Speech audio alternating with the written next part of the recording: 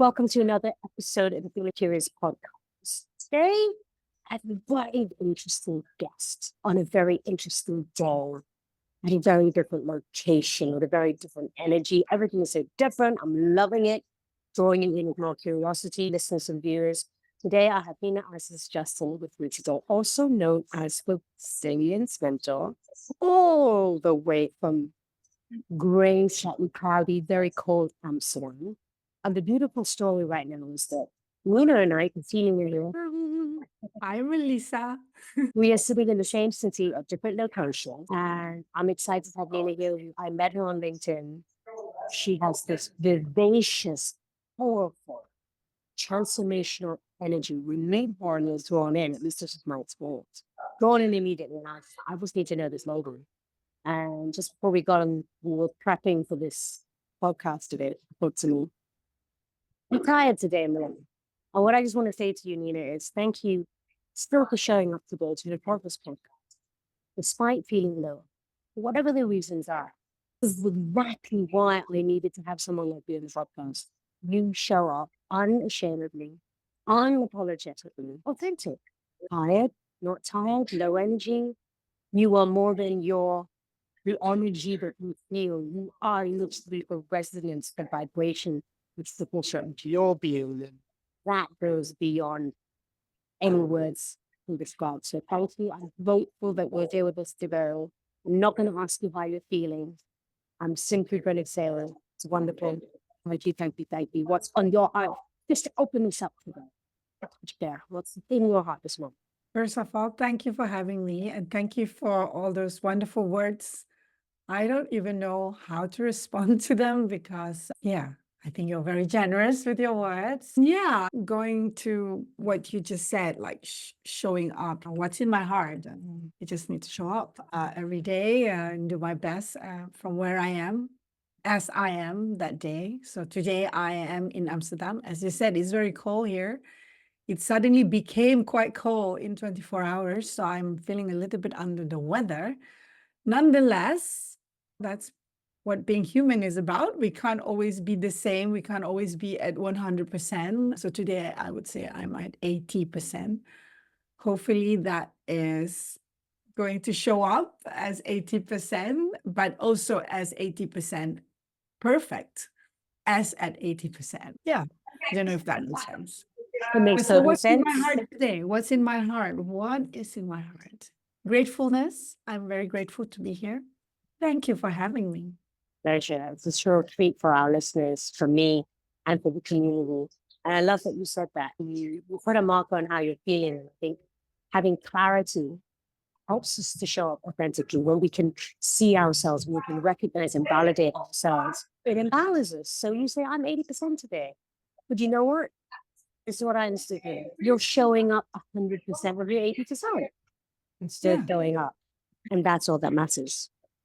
So I'm going to dive straight in, Nina. go for it. Today you set the tone perfectly because you said you're not feeling your usual 100%, but you're feeling 100% of your 80%. So my Mhm. question to you today is, I'm curious, in the course of your life, what has been the underpinning quality or practice that you have to get you through these days when you're not at 100%? And perhaps especially on those days when maybe you're not, when you're even just at 50%. Practice or belief or ritual or quality do you connect with to help you show up, continue to show up the way you do? I am drawing the attention to the first part of your question. All my life. Okay, first of all, I am still a student of life. I believe I'm still learning a lot from life every day. So all my life is a big word since when I was little, I would not know consciously what I'm doing, but now, even at my age now, I'm 52 years old. I am still not sure if I have it all figured out. What is the underlying principle, philosophy, framework, model that I use to show up every day? But what is clear is that even when I was younger, I always felt like I need to enjoy whatever I'm doing. And I think this drive, this desire to enjoy whatever I'm doing has helped me show up whatever at whatever percentage I am at that day. I cannot do, I have done and I have tried doing things that I don't enjoy. And then even 5%, 10% would be very difficult.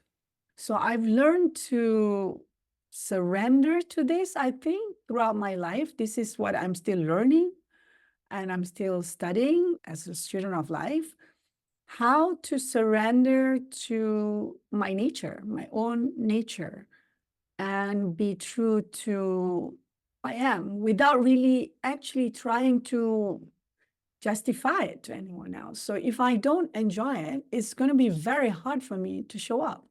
And all my life, I've had various experiences when I've enjoyed things and when I haven't enjoyed things, tasks, responsibilities, duties, or whatever I have to do. I've always enjoyed school, for example. So it was very easy for me to do school because I like it. I've always enjoyed sports. Sports very important for me. It's very easy for me to do sports. I've always enjoyed arts, doing things with my hands, creativity, but I haven't enjoyed other things, and that's quite hard. There are other things that I found extremely hard. Yeah, you are, of course, welcome to ask me what those hard things are. But yeah, I think there is no philosophy behind it, but all my life to this day, what I'm trying to learn is to respect my very own nature. Like a tree in a forest all grow differently. They all have their own bends and kinks, and so do I. So I learned to go with that and not try to challenge too much of that. So self-love, self-acceptance. Yeah. Answering your question, Melissa. Absolutely answering my question. And it's, again, I realized why I was drawn to so much of what you said resonates with me. To move, to learn, to live in our nature. And I think there's an irony in this because when we are born, the minute we come to our mother's channel, we are born to take that step from sport to tangible reality, the spiritual into human and sport. We are already pure 100% love and nurture. And up until the age of 7, that nature is slowly being stripped away from us because of societal conditioning that stems from family, friends, school, and the systems that we plug into. And then ultimately, we spend the rest of our lives, some of us, not all of us, some of us, the lucky ones, or perhaps not the lucky ones, it's all a matter of opinion, right? But I like to say, from what I consider to be my privileged position, I consider myself lucky to be spending my adult years finding my way back to my nature, just as you are. And that's why when I meet someone in the queue, I get excited because you are a person who is, I believe, full of adventure, full of curiosity, and willing to take risks. And the risk actually that you're taking is staying where you are or really growing back into the person you were born to be. So you talk about following your joy. That's what I understood, right? And loving life and surrendering everything you think you know to literally follow what you love. And my question was going to be, how do we discern between life flowing through you and therefore following the things you love, doing what you love? Because why shouldn't we do what we love? With sometimes having to do the hard things that take us towards the things that we love. How do we discern the difference? And maybe this segues into, because you said to me, I'm allowed to ask you these questions about those difficult moments in your life. Would you be open to sharing with us a bit more of your compelling personal story about, in a way, how you ended up being, how you've become the resilience mentor and why you speak of resilience and this magical conclusion that we got to at some point. So to reframe my thoughts, to recap my question, if the secret to life and resilience and joy is to love ourselves and to allow ourselves just to surrender to the flow of life and express ourselves in a way that's unique to us, it's joy. How do we discern that sometimes we have to do some hard things? How did you learn that through your personal experiences? Life will throw at you hard things, okay? No one gets out of life without anything hard. I think that is a guarantee. So definitely being the resilience mentor, I wouldn't call myself that if I have not had my fair share of suffering and pain and trauma and loneliness and sadness. I've had a lot of that. One thing I want to mention is what you said just now about us being born in the full glory of our nature. So at some point, if you look back, if you do spiritual healing work, inner child work, you were this child, right? You are loved. Somebody wanted you. That's why you're here. And then at some point, as you're growing up, they rob you of all those things. I don't know if I read a lot about different philosophies. I'm not inclined to one particular way of looking at life. I try to be curious in the sense that I would like to experience different things. Curiosity for me isn't just about knowledge gathering, but actually to try and experience and not make any form of moral judgment until I've experienced it myself. So one of the things I did a few years ago when my daughter, I have two daughters. So one of them is a special needs child with a very rare condition. When she was diagnosed, she was 1 in 21 in the world with her condition. So that threw me off. Before that, I was not what I call now the resilience mentor, which is the brand I use for my business consultancy. Before that, I was running other companies. I've run 3 startups. I've been scaling businesses around the world. Some are my own businesses. And then, of course, I also have had other clients. So I've started 3 companies in the past, and I train as a lawyer in England. It's been a long-winded journey. That's life. That's life. It's not a straight line. But going back to what I was talking about, being robbed of these beautiful qualities that when you're born, you are loved, you're wanted, and you are beautiful as you are. You're totally perfectly lovable, right? And then at some point, you're robbed of a lot of things. 1 is your creativity, 2 is your independence, 3 is your own nature, the way you should think. And I was in an ashram in India. When my daughter was diagnosed, I wanted to have some space, quiet. I wanted some quiet. So I told my husband, I'm really sorry, this is what I need. And this is my nature.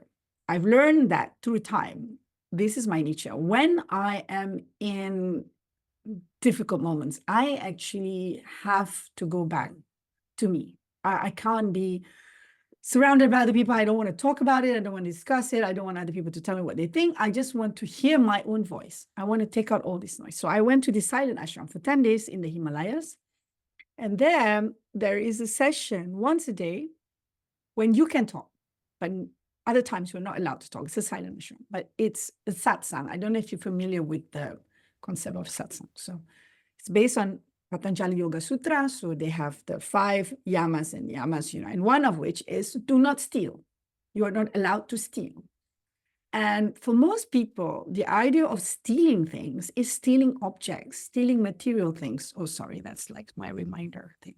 But actually, the biggest robbery of our lives is someone stealing our nature, our beautiful nature of who we really are, our way of looking at the world, our unique ways of loving, our being, just how we're supposed to be. That helped me a lot because I look at my daughter. This is her way. I can't go against that. I can't say, oh, you're now no longer perfect. You're now this difficult person. I must make you become different.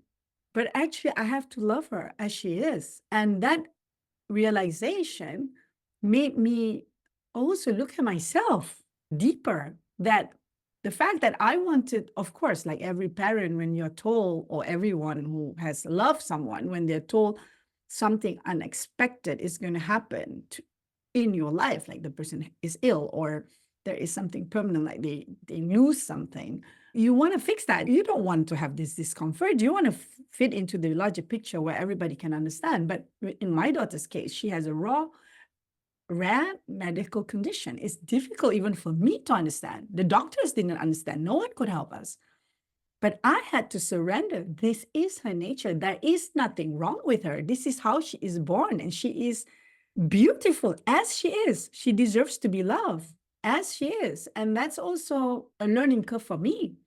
Am I loving myself as I am? And being able to love her as she is has helped me to love myself as I am. And I'm aware of all the other things that had been robbed from me too, because of the process, because of the silence. I had 10 days just sitting with myself and not being able to say a word. And then realizing that most of the words that we use, and we talk a lot with each other every day, but are we actually using these faculties to say things which are meaningful and things which are helpful and things which are actually nourishing for another person, right? Yeah. So I think your question was like, how do you digest all this, and how do you make it beneficial for yourself? I think, and what was your exact question again? It was something to do with how do you deal with things that you don't want to Sure. deal with. Yeah. Yeah, how do we discern between following our joy, doing what we love, and sometimes doing the stuff we don't love because it also leads to what we love, like doing the hard stuff. Yeah, as I said, the universe, God, however you want to call it, will give you hard times. That's just part of growing, part of life, right? From my experience growing up in Malaysia, I have had quite a few difficult moments. I think when we first spoke to each other, I explained to you that I went to boarding school in Malaysia. My parents divorced. My mom found it really difficult to mother us at home. She's a working woman. She's always worked all her life. She has a lot of pride in her work. So I have her as my role model. And she decided that we both must go to boarding schools. I was raised in a sort of I would say, quite modern Malay family. I was sent to swimming lessons. I was allowed to wear bikini, or we would be sent to learn the Quran, but we were also sent to do other things, which some may not consider as very Islamic. We had a very modern. Nina, as you Yeah. share this, I Yeah. just want to pause for a moment because it's a bit of a segue. I just want to acknowledge what you just shared with your story about you and the aborter. Just wanted Yes. to give that and give our listeners and viewers the space to really receive that wisdom with such tenderness and power and love and humility. How humbling life is. This concept of accepting, actually, it's beyond accepting, it's acknowledging nature, acknowledging what is in the present moment without this driving desire, which often comes from ego, of wanting to fix. Oh, this is not what I want. How can I change it to make it what I want? And a lot of that is framed from conditioning. I just wanted to honor how powerful your experiences with you, Adora. What a blessing to have you again here sharing that with us. And to encourage our viewers again to pause, if you love this episode, and sit with that, rewind it, listen back again to what Nina's just shared. Really allow that to percolate, to wash through your heart. Deeply listen to this, not as Nina's story, but how this relates to you, how you can take this away, this wisdom to Nina's life experience and apply it and implement it into your own. Because this is why we have the podcast. This is why we have amazing people like Nina here, so we can learn through her experiences and with, especially on this day when you're 100% of your 80% Nina. Thank you for sharing that part of your story. So just to bring us backwards where we are, going back to how you were brought up as a Malay, young Malay girl with your family, they follow convention, but the modern aspects also. And I just like you, as you're sharing it, to also share what patterns or stereotypes while you were growing up did you shake up? And what risks did you take in your journey of growing up in Malaysia as a Malay girl with modern stroke traditional Malay heritage and family? Let us know what were some of these stereotypes that you smashed. Looking back, all I can say is that what I was trying to get at was that I grew up with a lot of contradiction. So while I was sent to read the Quran and pray at the madrasah, which I was always slightly slacking because as I said, I'm the kind of person who I surrendered to my joy. So I found it very stifling since I was little, since I was a little girl. So it's not now that I live in Europe for over 30 years that I've become this kind of a bit more liberal person, not mentally liberal person. But it's always been like that. So that's my nature. I've accepted that. I don't think I'm a bad person. And even then, I didn't think, but other people were trying to mold me, making me fit into their idea of what a good Muslim Malay girl should be like. My mother did not, because she was very busy with her. I guess she was busy with herself too, because she was a single mom. She worked, she had the two of us. So she sent us to boarding schools, both my brother and I. So I went first, and I went to a very Malay dominated boarding school, and many of the girls there are definitely better Malay girls than me. And, there I found it very difficult. It was probably the most difficult 5 years of my life. Why was it difficult? Because I had to go all the time against my own inner voices, my joy. So I was still very good at school. I was doing a lot of sports. Sports was definitely an outlet for me. And I'm still a very big advocate on sports. And I believe young girls should do sports. It gives you confidence. It teaches you discipline. And there's a lot of ways of developing your character through sports. So that has helped me a lot during my boarding school years. Of course, I was dark because I played a lot of sports outside under the sun. So I was definitely picked on. I was told repeatedly how ugly I was because I'm dark. They make fun of me. They would sing songs like Kuda Hitam in Malay, like the black horse, blah, blah, blah. Every time I would pass a group of boys, they would pick on me because I wasn't one of the pretty girls. So talk about how do I manage hardship? I don't know. Actually, now as an older person, you can look back and say, oh, this is how I do things, blah, blah, blah. But actually, as a younger person, probably my survival instinct was the tool that I have. And I think we all have that. And that's not only in me. And that's also what I say about resilience. It's not only in me, it's in everyone. So your survival instinct will always be there to help you. How it will help you really is depending on how much you deal with your inner dialogue. I think at a younger age, and now I appreciate this nature, but at the time I had so much conflict inside of me. On one hand, I didn't want them to take the piss, to call me this or that, and because I didn't wear the scarf. Most girls were wearing scarves already then. I turned up at school in a pinafore, and everyone was wearing baju kurung, the full Malay traditional outfit. So eventually I did not wear my pinafore anymore, but I did not wear a scarf. And then, of course, as I have never been quite good at following this whole idea of you have to be in a certain way, they would try to shame me, call me names, ostracize me, or make me feel bad about being me. So that was 5 years of my boarding school. But what I also learned through that and how I survived that was, as I said, I played a lot of sports. I was very good at what I had to do. So I was very good at school. I was very good in sports. So I had my trump card. So you can't beat me at this. You can say whatever you want, but I'm always going to come on top when it comes to performance. So I did that. And that was my survival instinct. And also because I like it. So it was easier for me. Secondly, I have very good friends. Very good friends. Maybe I didn't have many friends. Throughout my whole boarding school years, I had maybe 2 good friends. And I stuck with them. So I think that's still the lessons that I hold very dearly to this day.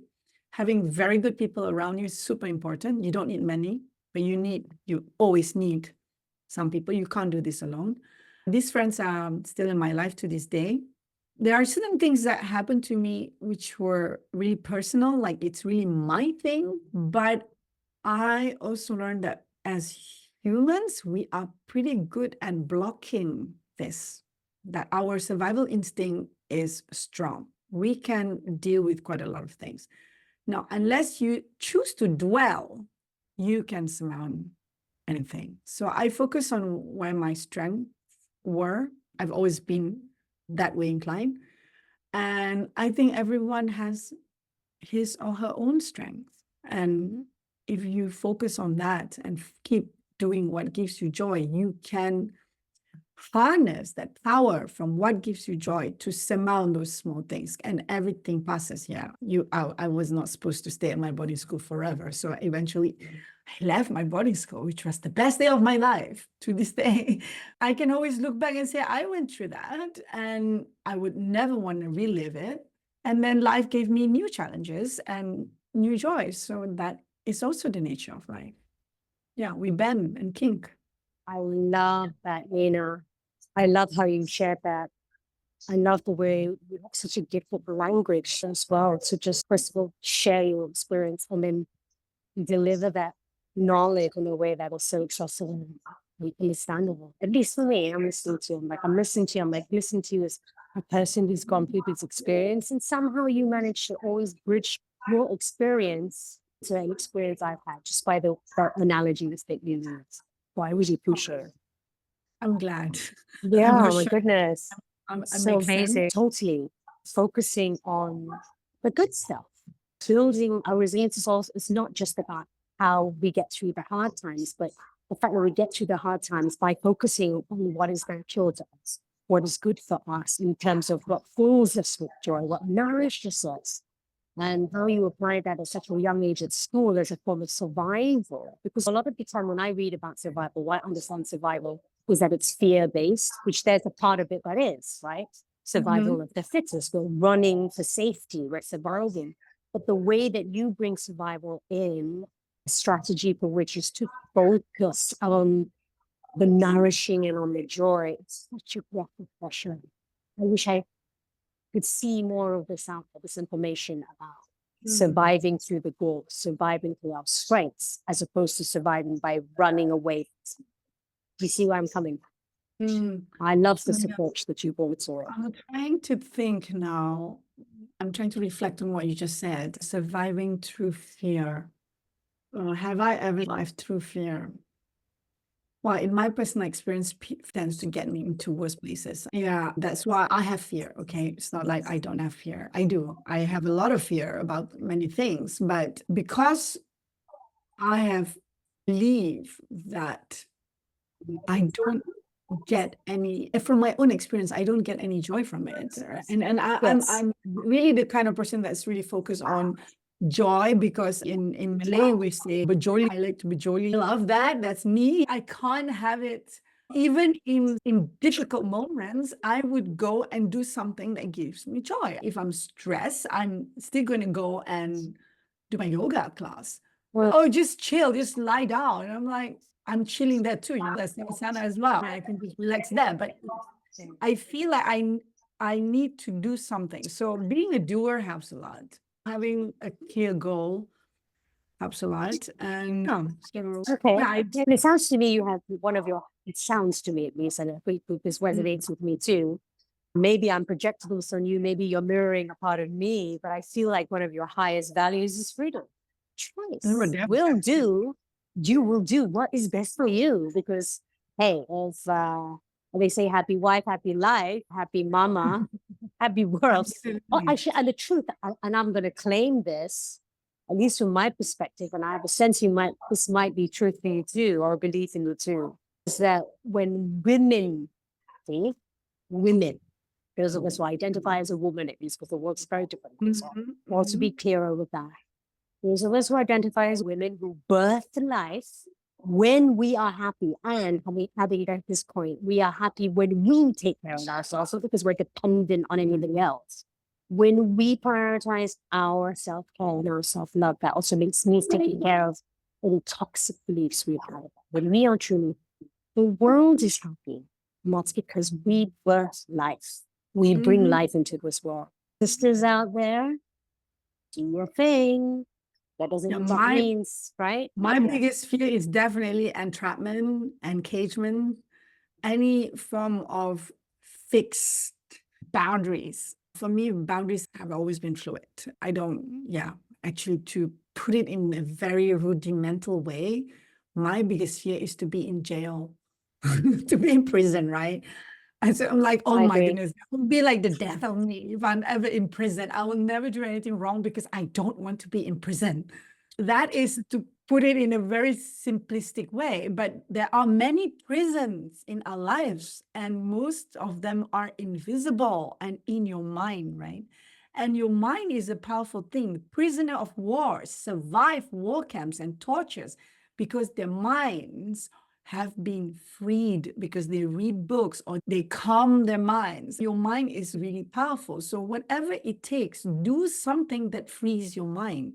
Do something that empowers your mind and gives you the feeling that you can. There are things within your control. Of course, when I speak about this, it sounds, oh my goodness, I'm teaching people things that they already know.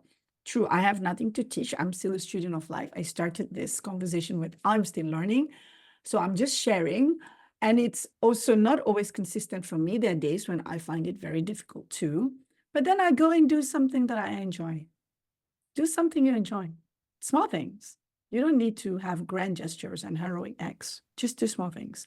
And that's how I endured my boarding school days when they call me black and ugly and horrible and whatever, because that's what they see. But I didn't think of myself as that. I thought I was cool. A bit of self-conceitment is not bad. You need to love yourself. You need to be your biggest fan. Yeah, so I've always been my own fan. I guess Yeah. that helps. Yeah. Thank you, Nina. So I know I had so much to pack into this short episode. You've already shared so much with us, mushing for your very intimate personal story with your daughter and then growing up attending this like bullying and your resilience and your take on focusing on what brings you joy to get you through the hard times. I'd love to know, because you haven't shared yet with everybody, what is all this, the culmination of your life experiences? How has it led to your purpose today, how you run your business and what your business is, what you bring into the work? Can you tell us a little bit about that before we close for the day? Why you do what you do, please. Why I do what I do. And what it is you do. Okay. Three questions in one. My company is called the Resilience Mentor. Basically, I am an attraction expert. What I mean by that is that I help companies make money, hopefully make a lot of money. It sounds very materialistic, but this is what I love doing, and this is what I'm good at doing. I've been doing this for years. This is something that comes naturally to me because I understand mechanics. I've practiced this myself. I've built my own companies. I've been a jury for startup awards. I've been scaling other businesses and not just my own for many years. And then my daughter came, my small daughter. So I have a big daughter and a small daughter. And when my small daughter came, obviously she was unexpectedly born with her condition, which is a rare permanent condition. And nobody knows what's going to happen to her. And my reaction was like, how am I going to do my work? How am I going to continue being me? Now, some people might consider me very selfish, but for me, not working is not an option because I do not work only for money. I work because I love my work. My work gives me a lot of power. I have tremendous amount of joy from helping also other companies. I like the people that I work with. I found my work habitat, very creative and energizing and full of courageous people who take risks and people who dare to be different, people who most people think are just nuts, okay? I love them all. So how can I suddenly be a stay-at-home mom with my kid who I don't know if she'll ever walk, ever talk, ever jump, ever read, ever write? No one knows, but I'm her mom. I'm her mom. I was in such a pickle. It was the death of the old me and the rebirth of the new me. I learned not over time, of course, not at a time, because at the time I was just like, how do I fix this? So there were a lot of lessons from this. And this is also the content of my TED Talk, like what I learned from this experience. And that's the birth of what I now call the resilience equation. So the TED Talk is based on a mathematical equation based on my experiences and also others. And I have tested it to make sure that it works. So it's basically to help other people maneuver, gain knowledge or perspective on how to face the unknown and how to go stronger from it. Based on my experience, when my daughter was diagnosed with her condition, my husband, being a man, obviously reacted in his own way. And this is grief. This is just like death. but no one died. Our dreams died, our old lives died, everything died. We have to start again. But we didn't know how to do that. And also we can't change our environment. We can't change our setup. We can't change everything else. We just had to change ourselves. So when it was difficult to do this. So this is a process. So I've learned that I've got to give it time now. But at the time, of course, I wanted to give it as little time as possible so that I can go back to my old life and regain my good feeling about my work and so on. So to answer your question, the Resilience Mentor is a new company I have set up after my daughter was diagnosed. It gave me a different purpose, but I can do the same thing as I did before. One of the things that I'm doing now more than before, of course, I'm doing the same job, is I'm helping other people. I come from a different angle. The intention is to give and to share. Of course, I'm paid my fees, but my reason, my why is different. My why is I'm here, I'm open to give and to share. Okay, so that's what the Resilience Mentor is about. And my work is about making other people successful because they are resilient, not because they are smart business people. And nothing is sustainable without this additional layer of understanding the power of a few things. First of all, time, the power of time. You need time.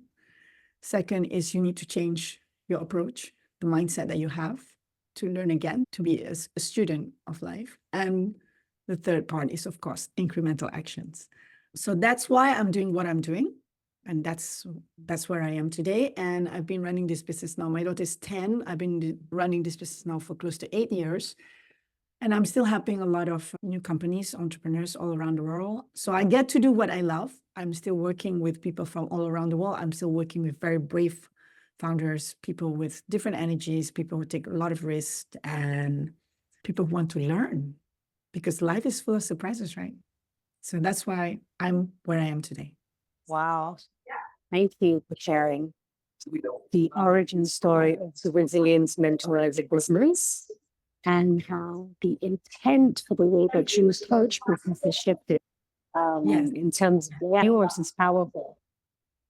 And I'm so excited for this to take up a little bit of that journey by simply from you saying yes to be on it. I'm so grateful for that and look forward to seeing or hearing more about everything that you're doing through the Resilience Mentor. Of course, your TED Talk upcoming. When is the date of that? The TED Talk is going to be on the 5th of November in Rotterdam. All the best for that. For all of you watching, the podcast, know that we got Nina first. Yeah, and what a privilege for us. Spilling the tea. I'm spilling the tea here. Not too much, but a little bit. Yes. A little bit. And also for those of you who are in the community, spilling the tea, Nina is going to give us a bit of an insight into an aspect of the resilience operation she's talking about. That she's created. It's all hers. And you can get that within the community, and that's upcoming next. So if you're watching the podcast or listening to the podcast, you need to head into the comments to see how to watch this exclusive masterclass with the community on the power of the small, the power of incremental actions, which is one aspect of what we're going to share with us. Nina, to wrap up this episode, if you share with us, if you were a song, what song would you be? Oh my goodness. You actually asked me that question. And I gave you a song. And then later I thought, oh no, I should have said another song. So now it's my opportunity to take the second chance. I would be The Kiss of Life by Sade. Oh my goodness. Yes. Always I know to love about that song. Especially the Contradictions. Yeah, she's amazing. Every time I feel, actually, it's a happy moment song for me. If I'm happy, I listen to it. If I'm sad, I can listen to it. It's good. It's just I like it. It has depth, it has sensuality, it has seduction, it has design, full spectrum. Thank you for bringing your full spectrum of emotions. 100% of your 80% today. I could have you for a 3-hour podcast episode. Oh, just have you talking. You'll awesome. be bored. You'll be like, stop it now. Thank you for having me. It's been a privilege to have you on the podcast. There's one thing you'd like to leave the listeners with and the viewers with today. One thing. What would you like to leave them?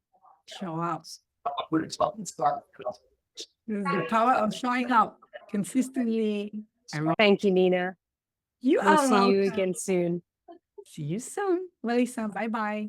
Bye-bye. See you in the next episode, guys. Take it easy. Thanks. Yes.